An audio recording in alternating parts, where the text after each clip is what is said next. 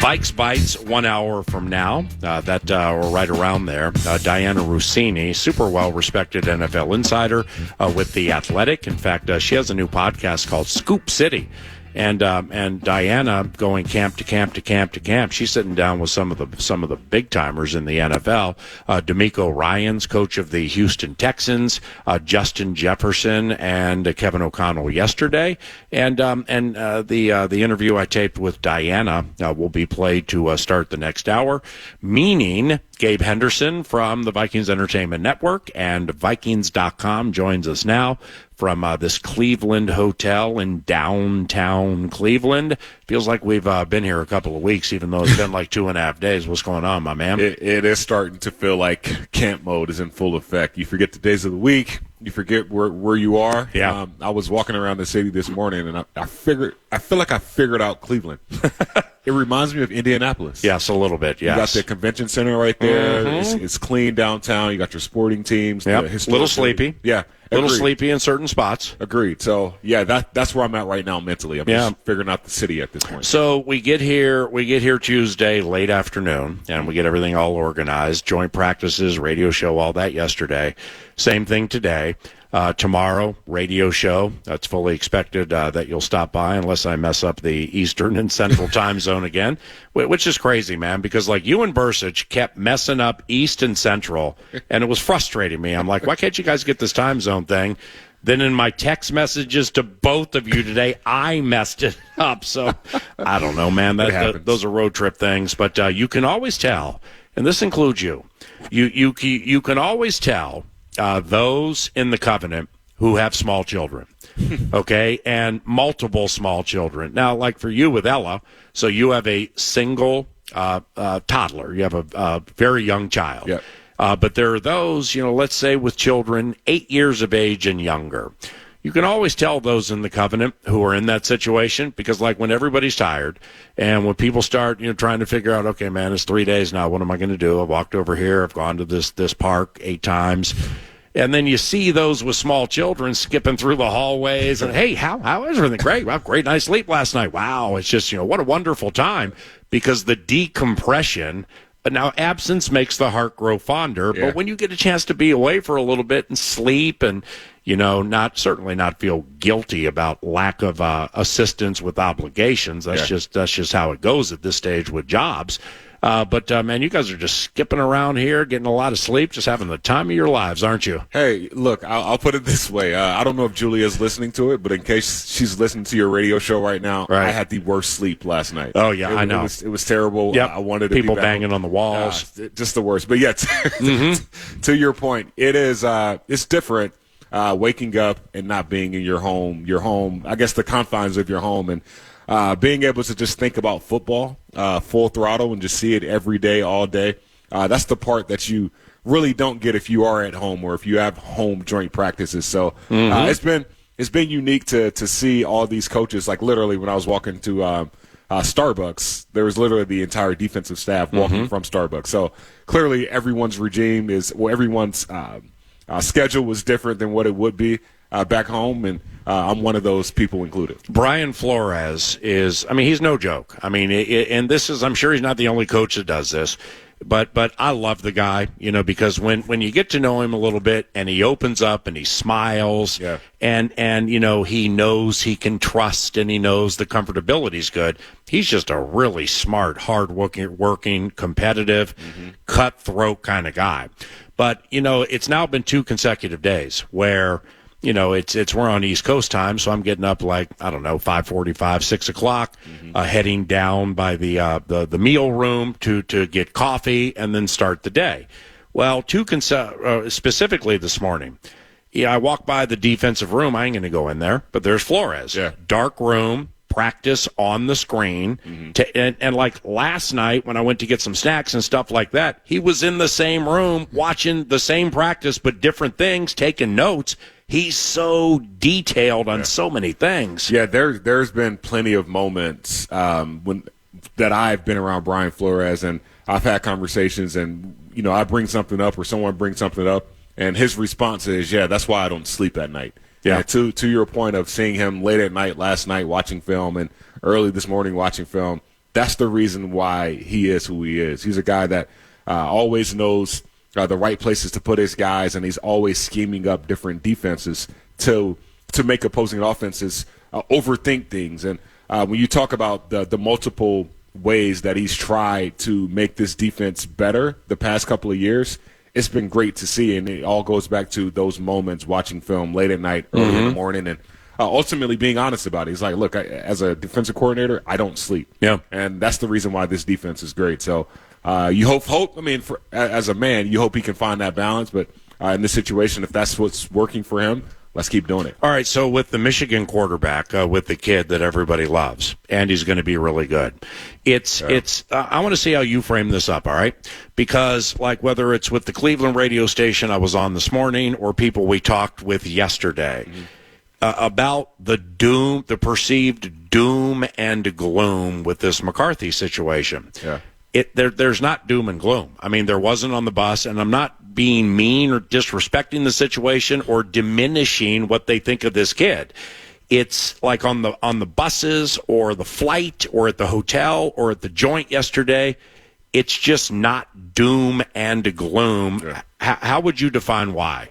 Because it's a league where it's next man up, and when you have a young quarterback in J.J. McCarthy, in whom everyone knew was going to have to take a little bit of time to get ready to be able to be a starting quarterback in this league, you knew that it wasn't going to happen right away. So you were already behind Sam Darnold or whoever else was going to be that guy that started week one. So, yeah, it's tough. Like, the guys felt the injury. They felt the news. I'm sure they were informed before Kevin O'Connell talked to the media yesterday. But still, there's this next man up mentality that this entire team has. And when you have a new identity right now, as far as you knew Kirk wasn't coming back, you knew Daniil wasn't coming back, everyone is playing with a chip on their shoulder. It's like, okay, well, look, this is the cards that we've been dealt. So why not continue to make people why not try to make people believe in us and do the unthinkable? I was talking to someone yesterday, and they were saying, this kind of feels like the 2017 season when Bradford got hurt earlier in the year, and to your tweet yesterday was overload. It was just like sensitivity overload. And stimulation. Stimulation overload. I had to step away from it and nearly ask somebody for medication. I was just too wound up. Understood. And I was in the same thought process, and I was like, man, what happened in 2017? I asked the guy. But I blink, you don't, and I couldn't stop. Anyway, go ahead. And he was like, I believe we won the NFC Championship that year. I was like, Went to. Yes. He said, I believe we went to the NFC Championship that year. And for him to be able to say that, I think that's what this team is trying to embody. Hey, look, we've got all of our cards stacked against us. Why not prove everyone wrong and ultimately get to the point that we want to get to and make people believe, force people to believe in what we're doing here in Minnesota. Main man G, Gabe Henderson at Gabe A. Henderson via Twitter. Follow him if you are so inclined. 9 to noon does. More Vikings conversation off joint practice number 1 into number 2 today with Gabe around the corner. That's followed by assistant head coach and outside linebackers coach Mike Pettine joining us here in Cleveland. Nordo produces, and I'm Paul Allen, and this is 9 to noon.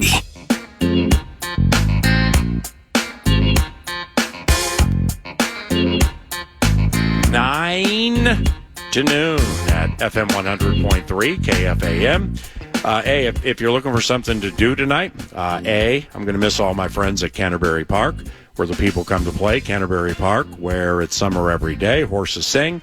They race shortly after 5 o'clock. Some stakes racing this evening. The Steam team, Kevin Gorg and Angela Herman, giving you winner after winner after winner. So I'm going to miss. I'm going to miss some of my best friends this evening on the microphone calling races at Canterbury, but you can still go, watch and wager, be a part of racing history. CanterburyPark.com for information. Nordo, I have main man G here, and I understand you'd like to pepper him with some questions. Yeah, pepper the Gabe. That sounds a bit better than the previous segment. Pepper the Peter. Pepper the Peter has a ring to it. It's going to be a State Fair T-shirt. Uh-oh. Hey, you're out there watching practice yesterday, and Amari Cooper has always looked from a distance as being one of the toughest dudes in the NFL when it comes to physical receiver play. What was it like watching him? It was really cool to see what he's done on TV and then see that in person. just his route running ability is one part of the game that I think is probably his most underrated attribute. He can do everything from press man to off coverage and use his body in a way that a lot of other receivers cannot. So it was really cool to see him in person, and some really good opportunities and some really good work for Byron Murphy, who was covering him yesterday. Yeah, how about that? I mean, if we're trying to, they have Jerry Jeudy and kind of an unknown, but David Njoku, of course, in the mix. Yeah. So in the iron sharpening iron vein, our guys. I'm tripping too. Because I was focused on one field to get ready for Saturday. Yeah. Then taping these interviews and everything. Did Jerry Jeudy practice? He did practice. Okay, yesterday. Because he had not been practicing, and Stefanski, I think he said this to me before we taped the bit, that they had been getting Jerry ready for the joint practices. Yeah. So, wow, Jerry Jeudy practice, man, I missed that. So Jerry Jeudy, I didn't see him do any one-on-ones, but there were a couple of times with the ones that he got in. So you can tell they had him on a limited snap count, but still, I saw him in there, and goodness, he is fast. I know. He's fast, and another weapon for those guys this year. We, yesterday, we're already just trying to digest the J.J. McCarthy surgery-related negativity. And then I'm back here. You guys are out there watching the practice, and Addison hits the turf. Jordan Addison, now he's hurt. And it's being reported he's hobbling around. He's got some crutches in the mix. It's also been reported that it's not expected to be serious in regard to that ankle. But you play in the position. You mentioned the route running of an Amari Cooper. Whether it's high or it's low, ankle sprain, this, that, and the other thing. What is the difficulty that lies ahead once the pain starts to subside for Addison to get back up to making those cuts and starting the year hopefully on the literal right foot and healthy foot? Bowers? Yeah. When it comes to how Jordan Addison runs routes, like he's very quick and he's very shifty, which means you have to have good ankle mobility and good balance, and that's something that Jordan Addison really that's one of his strong suits. And depending on how severe this injury is, that's going to play a huge factor into how quickly he can become the Jordan Addison that we know. We know he's a guy that can make plays up and down the field, but when you deal with the ankle injury at the receiver position, those are always scary, man. I mean, sometimes I was always told you wish you could break your ankle instead of have a high ankle sprain or a low ankle sprain or whatever it is that Jordan Addison's dealing with. So usually a broken ankle, the recovery is a little bit quicker. You don't have to worry about ligaments, but I'm hoping he can come back quicker than expected and ultimately get this Vikings offense over the hump and get us going to start the year off. I think from a newsy standpoint, it should be talked about, and I don't have the answer. Another quarterback, now with the McCarthy news, if you believed he was going to be the active 3, which has been my consistent take up to the injury. Darnold, Mullins, McCarthy. Yeah.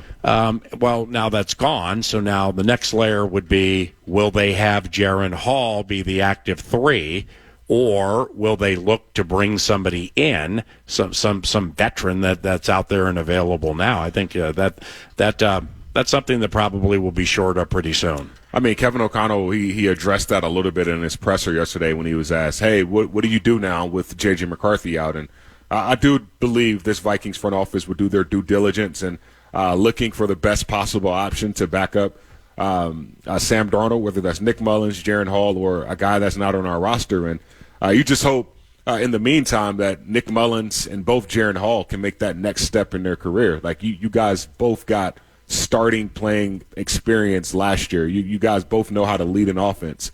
Can you put that together and build on what was last year and ultimately make this competition a little bit harder for Sam Darnold? So it's you're only as good as your backups, and I'm hoping Sam Darnold can continue to make that step in his career, but we're going to need those other 2 guys, Nick Mullins and Jaron Hall, to be able to be great also. We don't need you to be Aaron Rodgers. We need you to be a better version of yourself and ultimately make this team better. It kind of reminds me of last year when we bring Josh Dobbs in, and there was conversation kind of, okay, welcome, and ultimately it started so fast, right? Jaron Hall's he's the guy to start that Falcons game, gets hurt, and now suddenly guys fresh off the plane a couple of days later, he's running into the end zone, and then the adventure of the Pastronaut begins. But is there an element at this stage of camp as well where guy off the street, even Jaron Hall, if there are some things you didn't like about what he did on Sunday, and now you're watching his reps in the joints here, and you'll get to see him on Saturday against the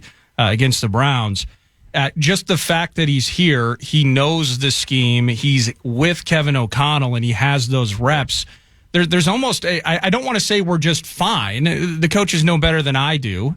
But if you were comfortable with the plan of starting Sam Darnold in the first place, I would be hesitant to either bring in a guy off the street, and I definitely don't want to give up assets, future assets, whether it's draft capital and such.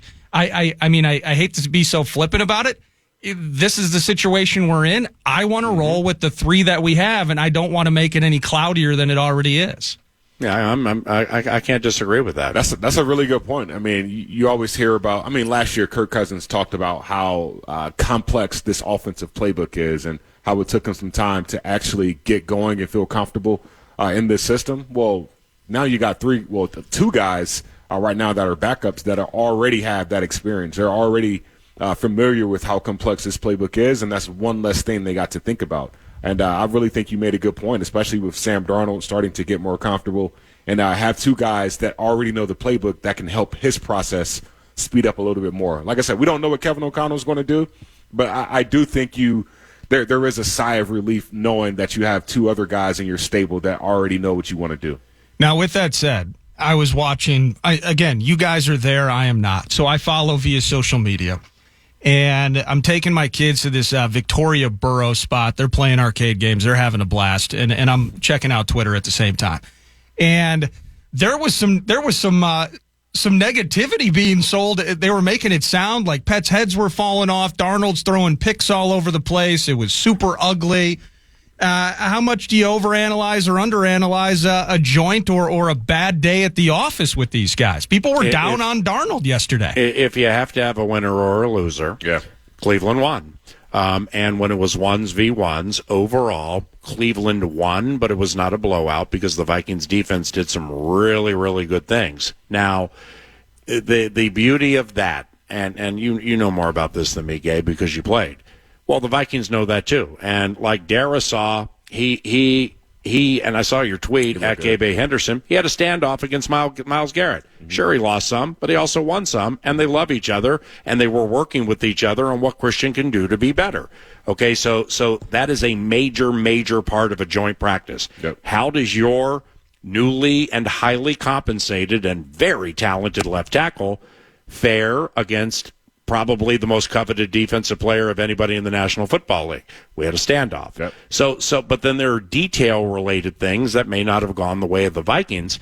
But from a physicality standpoint, a lot of what I saw with these ones-on-ones, Cleveland had a little, we're going to push you around to it. Well, that's the beauty of having today. Right. Because you've seen it on film. Yep. You've seen it with your dogs. You and the coaches have talked about it, and you know what they expect today from a physicality standpoint, right? Yep. And just talking to Cam Bynum yesterday, I interviewed him and Ivan Pace, which is on Vikings.com right now, and we talked about that, having the opportunity to go against the same team twice in a week. And the first thing he said was he feels like day one of joint practices are always tailored towards the defense, and he said that because all the team periods are scripted. You know that this is team blitz, so you got 12 blitzes coming your way in offense. Or, I didn't know that. Hey, this is third down, so every play is going to be third down, so you know what to expect. And now that you have day two, the offenses have an idea of your strengths and your weaknesses. So it really becomes a little bit more competitive. Actually turns into more of a game, because now you have to scheme because you know what to expect. You have film of seeing these guys. And just really good stuff that Cam talked about. And I believe today will be a lot more competitive than yesterday when it comes to offenses being able to make plays down the field. I mean, Nordo, to your point of Sam Darnold being perceived as not having a great day, there were some deep shots that he took that were some big-time plays. Yeah, if Jefferson got mugged and my man was looking the other way. I mean, you said it yesterday. It's very rare you're going to get a penalty or a flag called against or called on you. So they cheated when you're on the. I won't say that, but there was some home cooking going on yesterday, and there were no refs. So it is what it is. All right. I'll see you on the bus about an hour and 10, 15 minutes from now, and have you on the radio tomorrow if you have time. And I promise I won't mess up the time this time. Thank you, Gabe. Yep. That's Gabe Henderson. Watch this fantastic work he's doing. Likewise for Lindsey Young, Greg Peters, and the staff at Vikings.com. A lot of great things at Vikings.com right now. Likewise, KFAN.com. When we return, we fully expect to chat with Minnesota Vikings assistant head coach and outside linebackers coach, also former head coach of the Cleveland Browns. Mike Pettine joins us for an impromptu Pettine report around the corner on KFAN. Man.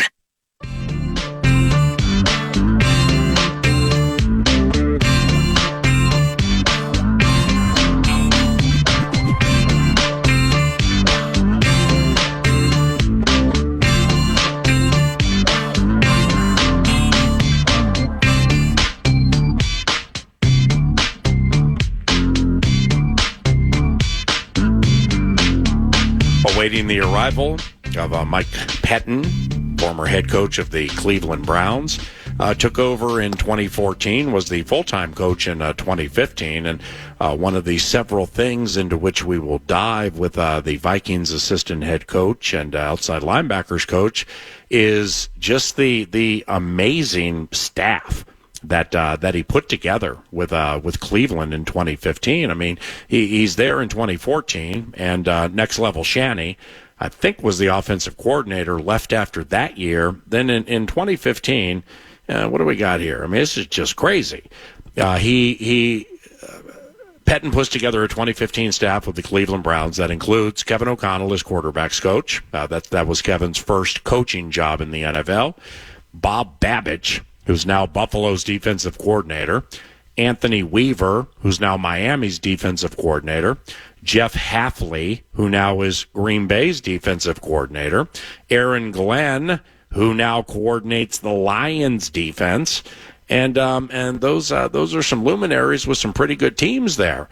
Now, they only won 3 games that year, and it didn't necessarily work out for the Pettine report. But nevertheless, he when you go back all the way to his days with the Jets and the Baltimore Ravens, then one Dom Capers type year as a consultant with Seattle, 1 year with Chicago. Nordo, as we await for the PR, the Pettine report. Yeah. It's in looking at Pettine's career and just knowing, a lot of these coaches over the years. If you have older kids, all right, so your sons and daughters or whatever, they're almost done with college, or they're starting careers and starting families and stuff like that.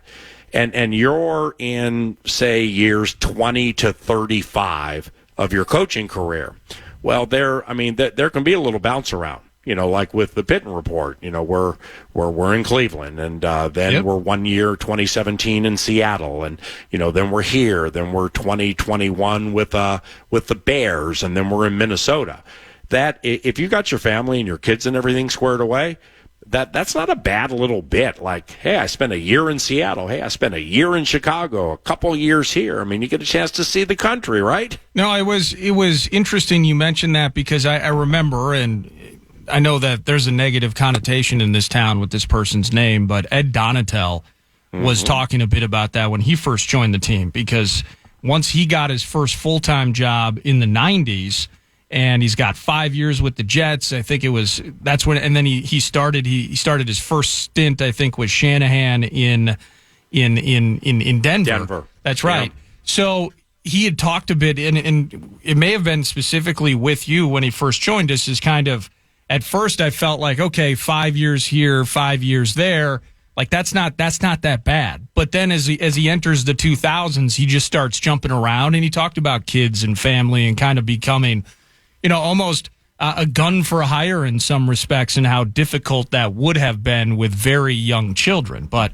the idea of, yes, if my kids were in college, for instance, and, well, a couple of months ago I restarted that clock. So, but the idea of being a gun for hire, I'm doing farm reports in Jefferson City for 18 months, and then I'm the sports director of an AM in Kalamazoo, and then you doing those jumps. That would be brutal with young children. But if you have older kids, could do it. No, I don't think you could. But with older kids, now you get to see the sights, and it's not bad being an NFL coach. I mean, it's not. No, you're not staying in a hostel or some flop house like pilots use. It's not a hotel. I mean, you're going to have a nice little condo. You know, you can go down to Pike's like a Place. flop house. and not that. What was not available? Halfway house. Yeah. Well. I mean, you hope that it isn't full, but those are vacancies are tough to find depending upon the metro market. But I like your analogy. But the only difference would be is like when you're bouncing around the National Football League as an assistant coach. Compared to Kalamazoo and or those obscure cities that you mentioned, like starting a radio career. I mean, you're starting that radio career at about 21 dimes a year. I mean, you're bouncing around. If you're a consultant for the Super Chickens, I mean, that's $1 million. It's got to be right around there. And oh, by the way, this is Henry. Well, who's Henry? Well, this is the assistant to the head coach. Okay, cool. What's he do? He sets you up with exactly where you're going to live, how to move all of your stuff, and then we'll pay for it, and it'll come out of your check, or we will just pay for it, and you're all covered and all comfortable and everything. So it's just a little bit of a difference, So it's not like having to do high school volleyball play-by-play and then doing a charity car wash in the same day. For your local radio station, I suppose there's a little bit of a difference there, but to the cool point to meet all those people along the way. But to the point with coaches who, like Kevin O'Connell. I mean, Kevin O'Connell he has 3 or 4 kids, one of the two, but they're all young. They're all like below 9 years of age or whatever. Yeah. And I ain't saying this with Kevin at all, but I'm just like generalizing overall.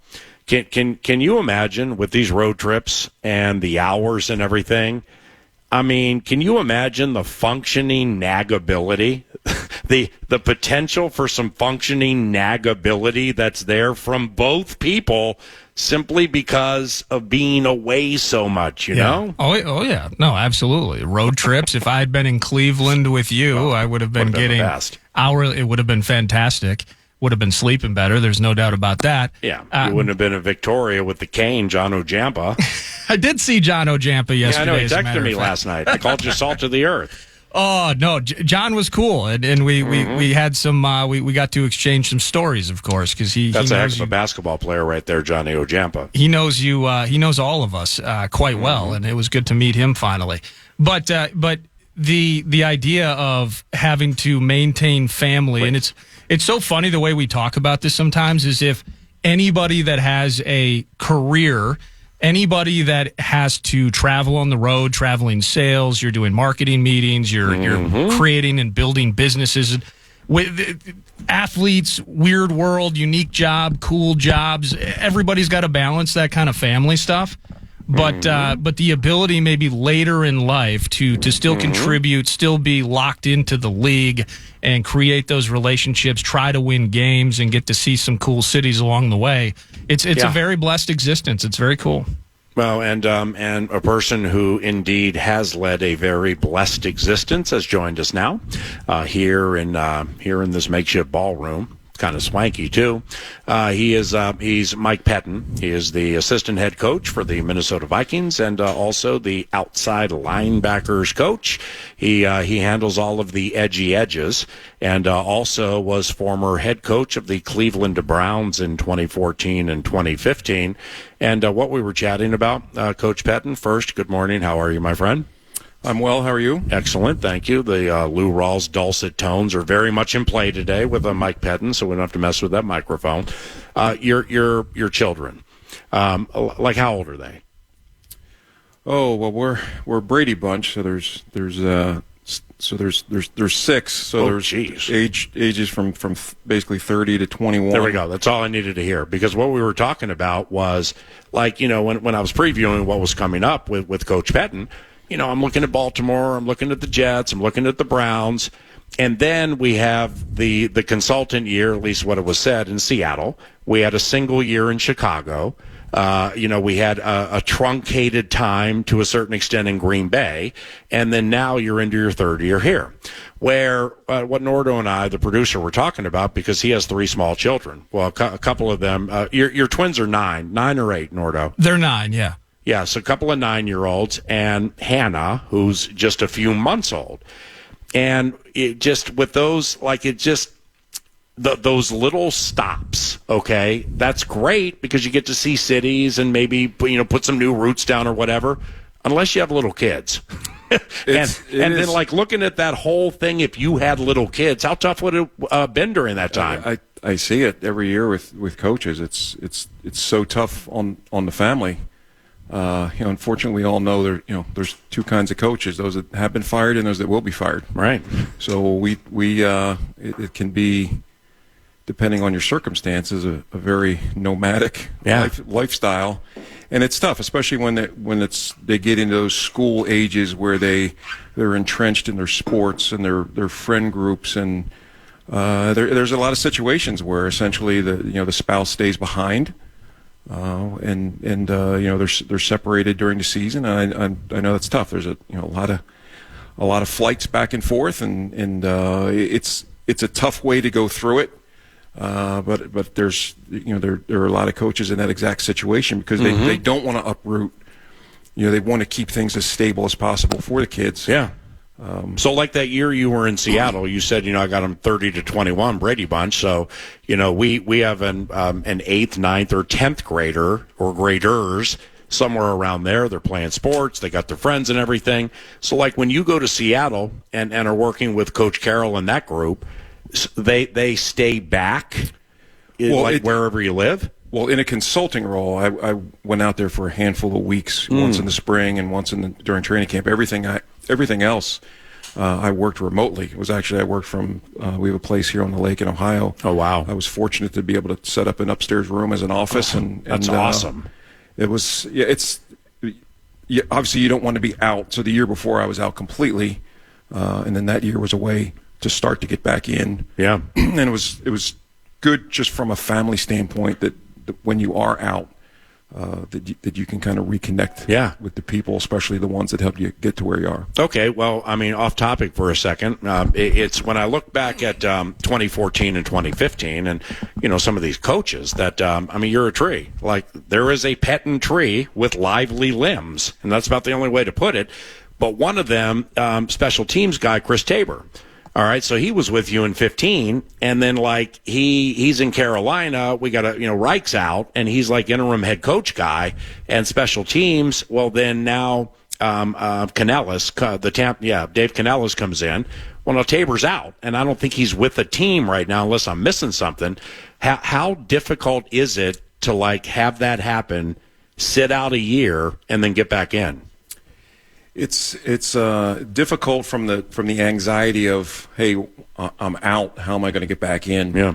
But typically, the connections that you have and the people that are going to hire you are going to hire you whether you're sitting out, or not. So right. I think once guys get over, because I went through it. Once you get over that angst of being out, that year off, and I know Chris very well, and I know he's settled in and is enjoying this year because he has so he's getting high school and college age kids. He's getting paid, and it's basically a sabbatical where you get a chance to kind of hit the reset button and take a look at the league in your own side of the ball, kind of from the 30,000-foot view. And, right. And when you're removed from it, I think it really helps you kind of reset yourself. And as I mentioned before, you those connections.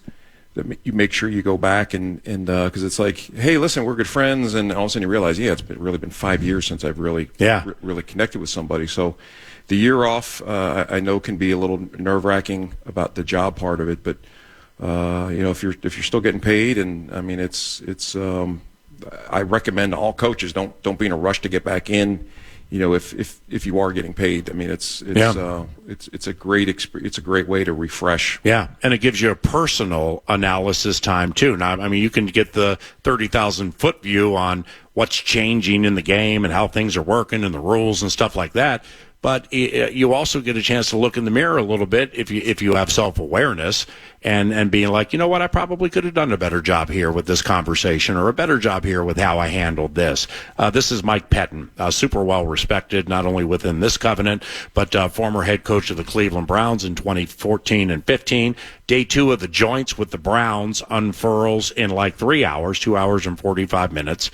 And so like from just your guys, your room, outside linebackers, physical guys. What are you looking for today from your guys compared to yesterday? Well, I think sometimes you have a tendency, if you have success, to kind of rest on it a little bit, and we want to make sure that that's a big theme for us this year, that we want to deal, how we play is a lot of it's going to, how successful we are is going to be predicated on how we handle adversity. Well, adversity comes in different forms. The obvious one is failure. Well, the other form of adversity is success. Yeah. And we had a good day yesterday, and we just talk about stacking days. Like, we don't play to anybody else's standards. We have standards in the room of how we play. And today will just be another opportunity for us to go out and play to those standards. Do you like coming back here, or is it just another stop on the tour? We're talking about a place on the lake, which you call home. You're a head coach here, or is it just like business as usual? No, this area is a special place. Special place for me. My time with the Browns didn't last very long, but I very fortunate to have met my wife while I was here, which obviously makes this the best coaching stop that I had. So, if you would sit on my future bingo card, I would be back at the Browns facility and talking to Jimmy Haslam in the middle of practice. I don't think that would have been on it. But I do. I love the area. We have kids, three grandchildren here, 3 granddaughters, and a grandson on the way. So. Wife Megan always looking for an opportunity to come back. She still does work in the area as well. So, but it's a special place for us. I mean, we spend our off seasons. Our summer break, we were up on Lake Erie at our place for the bulk of that time. Mm-hmm. And that'll be our forever place. So, Cleveland's special to me, and it always will be. Were you just born in Doylestown, Pennsylvania, or is that where you're from? No, I was born there, but not to be confused with Doylestown, Ohio. Uh-oh. Oh, Doylestown, Ohio. Oh, you tried to catch me in one there, didn't you? And that's a box. You nailed me. So you're telling me there's a Doylestown, Ohio, close to a Doylestown, Pennsylvania? No, there's a Doylestown, Ohio. That's not too far from here. Doylestown, Pennsylvania is way on the Bonk's eastern hometown. My fault. Eastern side. Volleyball capital of the world. I'm sorry. Keep going. Eastern Pennsylvania, about an hour or so north of Philadelphia. So trust me, I did the same. I did the same thing when somebody was talking about Doylestown. I perked up, and they're like, "No, Doylestown, Ohio." Right. Well, that might have been me who mixed the two up, trying to get a clever question out. So we're just going to go ahead and draw a line through that one. All right, 3-2. The Vikings and Browns fan bases are, in my opinion, in the same fishbowl but under different rocks. So how much does this state love its Browns, and does it remind you of Vikings fans? It does. I mean, the Browns fans are great, and they've been through a lot. And they love their team. I mean, just that's evidenced by the number of sellouts and how well the games are attended, and especially when you look in the area where there's a lot of other football going on. You got Pittsburgh to the east. You got Indy. Indy and Detroit aren't far. Cincinnati. You got Ohio State football. You got Cincinnati in the same state. So Doylestown High School. Yeah, there you go. So the fans are very passionate, and of course I think. Going back, and I know you talked to Keenan about it yesterday. Losing the team. How would you know that? Listening to the podcast? I'm just teasing. I can't tell that lie. I talked to. You're Keenan a coach. You don't share intel. So all right, 3-2. Just losing the team, I think was a because I saw the same thing. I was part of the Ravens organization for 7 years and saw that on the other side. When a team. Or when a city loses, I think Browns fans were very passionate to begin with, and then having lost the team, you see that passion, and you see it kind of going on in St. Louis now too, with how well attended the UFL games were, and I know they'd be all about getting another franchise. But Ohio, being raised in born and raised in Pennsylvania, and then now being a big part of Ohio, you can just see the level of passion for football. I mean, just in general, whether it's high school football, college football, and obviously the professional level. So I do see a lot of similarities with Vikings fans and Browns fans, very, very well educated, and love their teams. Your rookie, Dallas Turner, you lauded him for his detailed knowledge of pass rush coming out of Alabama, and also the coaches who got him ready. How has the transition for Dallas gone with that detailed knowledge of pass rush? Yeah, I mean he's come in, and I think you saw some of the results in the first preseason game, and early in camp it didn't go.